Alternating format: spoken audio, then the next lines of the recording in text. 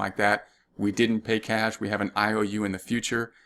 If you see the terminology of on account, it's probably going to mean accounts receivable or accounts payable. And obviously in real life, we would know these things. But when we work a problem, we got to kind of know the terminology and put ourselves in the shoes of the problem and know what those accounts mean. So the cash is not affected. We paid for something other than cash. Now, the account that we're going to use as the IOU that we owe somebody else is called accounts payable. But in this case, I often think it might be easier to think about what we got rather than the IOU, because we've been working with assets more than liabilities, and if we're trying to see if we should debit or credit a particular account, it might be easier to think about the asset side of it. So in this case, we bought supplies. So supplies is up here. We can see supplies right there, and we can see that it's an asset, just like all these other assets, cash and receivable, and we got more of it. Therefore, it's going to go up. How do we make something go up? We do the same thing to it. That's a debit. Therefore, we're going to debit it in order to make it go up. So even though we know that the other half is the payable, we might want to think of the asset because we've worked with cash the most and we know which way cash we're going to go. So I'm going to right click, I'm going to copy that, I'm going to put my cursor in C23, right click and paste it 1, 2, 3.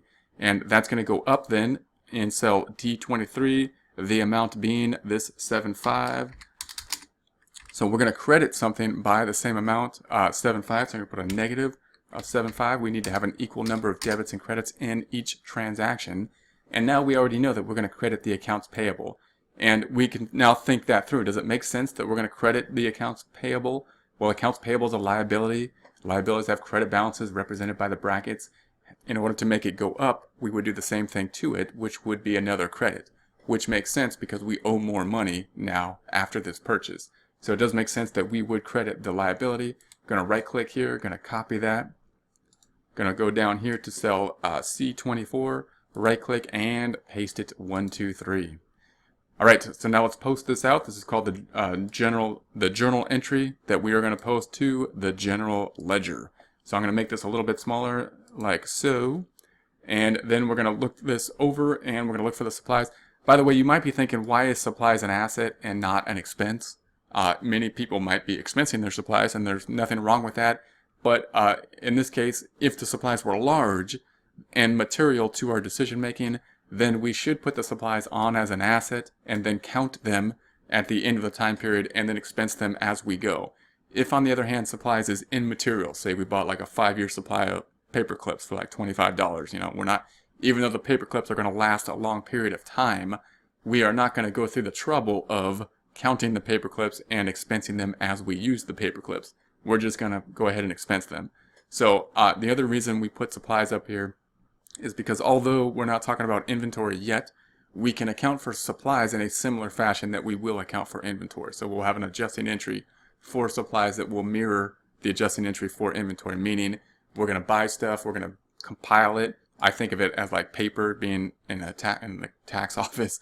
We buy a lot of paper and ink, we put that in the corner, then we use it, and we're going to go ahead and count it, expense it as we use it.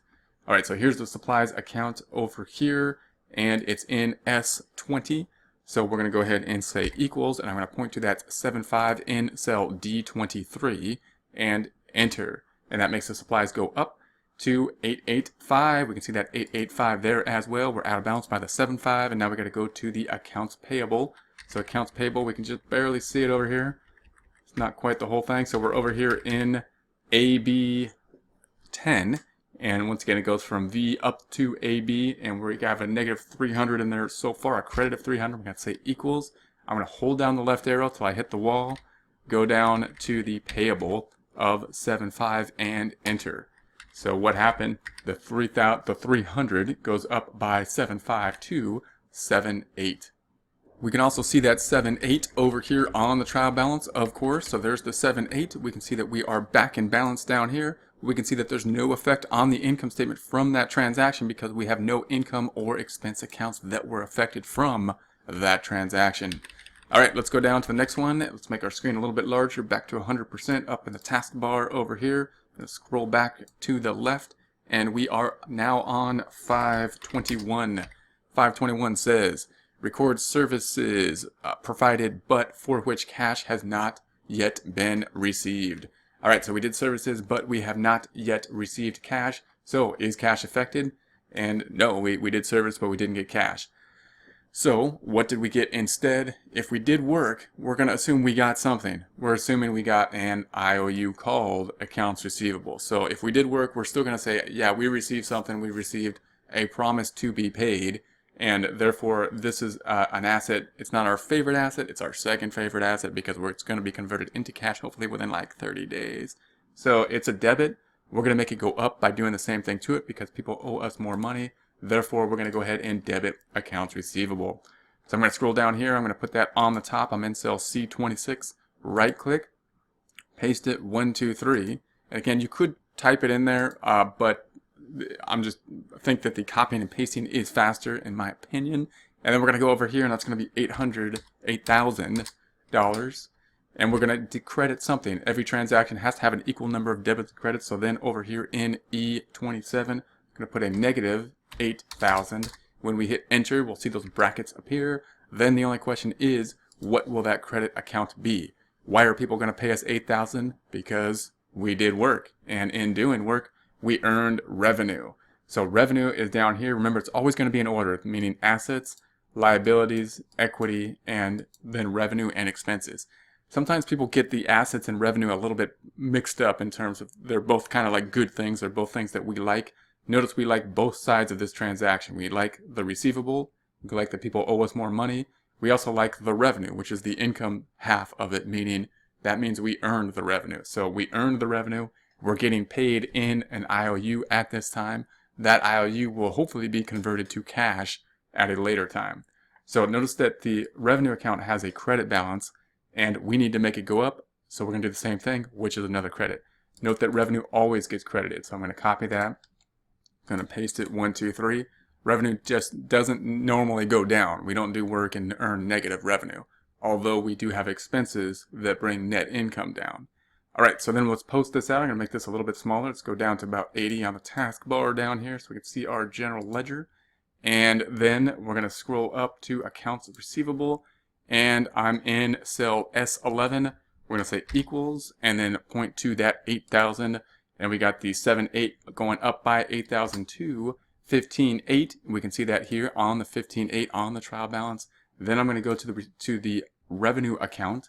That's going to be a little over to the right over here. So we have the revenue account down here. Notice it only has credit balances. We don't ever debit revenue for the most part because it just goes up. I'm in cell AF20 in this case, AF20. I'm going to say equals, and I'm going to hold down the left arrow again. I could use my mouse, but I think it's a little bit easier to hold down the arrow until I hit the wall. I'm going down to the last journal entry we did, and I'm looking for that revenue account, that 8,000 revenue, and I'm going to say enter, and we can see that that goes up. So notice they should all be credits here. If you see a debit in the revenue account, probably went the wrong way. It went up from 14,6 to 22,6. And what does that do to our trial balance? Puts us back in balance down here, and our net income goes up to 22.2, being the 22.6 minus that 400 miscellaneous expense. And we're very short on expenses right now. We're going to have some expenses most likely coming up as of the end of the month because that's when we pay our bills. All right, so then we're going to go down here to 5. Could squeeze one more in here, 525, where we have cash received from clients for revenue earned during this month. Okay, so now we received cash for work we did in the same time period. So therefore, is cash affected? I'm going to say yes, we received it. I'm going to go ahead and make this a little bit larger. We're going to say, yeah, we received cash, and therefore cash has a debit balance. We're going to make it go up. How do we make something go up? We do the same thing to it as what it is, which in this case would be another debit. Right-click, copy the cash count. Scrolling down to C29, right-click, paste it 1, 2, 3. The amount that we received was 4,002. So 4,002 on the debit side, we're going to have to credit something for that same amount, being a credit represented by a negative. 4,002, when we hit enter, we'll see those brackets appear. So there's the brackets. Now we're going to have to say, what will that account be? And we're going to say we got paid cash because we earned it. We earned revenue.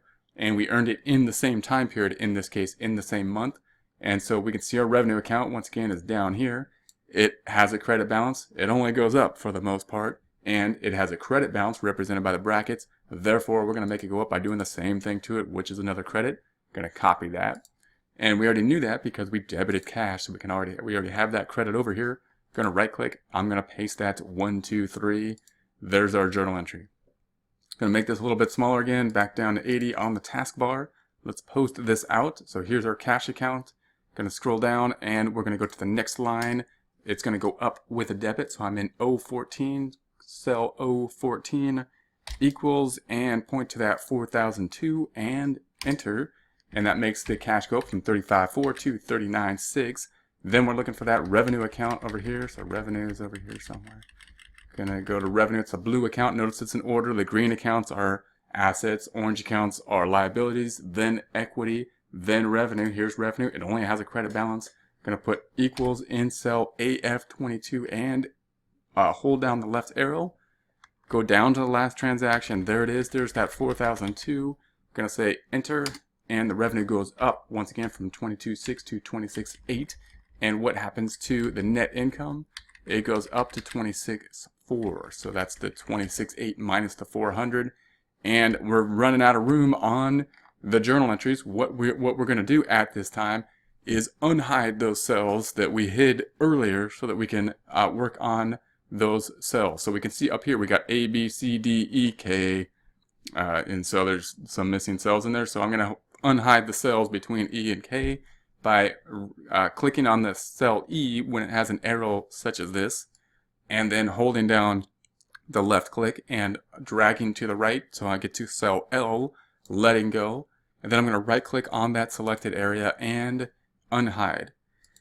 So there's that information. Now we're going to start, I'm going to put the date here, which is going to be the next transaction on 5/27. And then I'm going to go ahead and hide these cells. I don't need to see these cells at this time. Now, if there's a problem, I'm going to have to go ahead and unhide it and find it and whatnot. But right now, I just want to hide these cells. So I'm going to put my cursor on. Let's go to column B. And I'm going to click on that and then highlight and hold down to column F. Let go. Then I'm going to right click on the selected area and hide that information. So it's still there. It's still all posted. It's going from A to G. We didn't delete it, but we are now able to see what we want to see only. All right, so now we're down here on 5/27. It says cash received from clients for revenue earned in prior month and recorded in accounts receivable. All right, so is cash affected? And it says cash is received. So yes, cash is affected. Cash is a debit balance. We're going to make it go up by doing the same thing to it, which in this case would be another debit. So I'm going to right click on that, copy. Going to put my cursor in H5, right click and paste it 1, 2, 3. The amount that we received on the 27th is 12,000.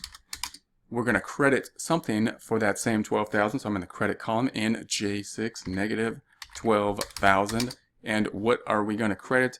Well, we received cash from clients for revenue earned in the prior month that was recorded in accounts receivable. So why do people pay us money? Because we did work. But we didn't do work this time period. We did it last time period. Therefore, we have already recorded the fact that we are owed the money in the receivable account. So that receivable account now needs to go down, and it has a debit balance. We need to make it go down by doing the opposite thing to it, which is a credit, which we already knew because we debited cash. So we're going to credit accounts receivable, reducing that asset because we got the better asset, and we're going to increase the cash in this case. So, and note that there's no effect on the income statement, on net income for this transaction.